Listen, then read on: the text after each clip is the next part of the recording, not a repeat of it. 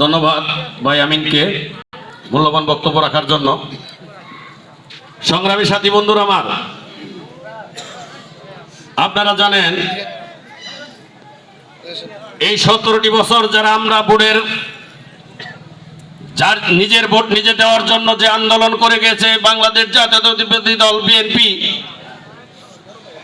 ওই সময় আপনার আমার ভোটের অধিকারের জন্য কেউ কথা বলে নাই রাজপথে, শুধু বিএনপির। এখন 5ই আগস্ট যদি না আসতো, এখন কিছু নতুন মুখ দেখা যাচ্ছে, আপনাদের বাড়ি বাড়ি যাইতেছে, আপনাদের সাথে কথা বলতেছে। এই কথাগুলো আপনারা একটু বিচার বিবেচনা করে দেখবেন। আমার ভোটের অধিকারের জন্য যারা লড়াই করছে তাদের দিকে একটা দৃষ্টিকোণ করবেন।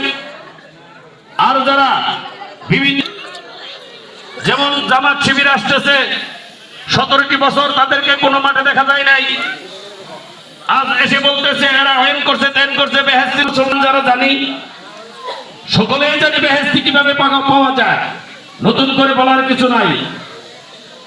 সাথী বন্ধুরা আমার, আজকের এই উঠান বৈঠকের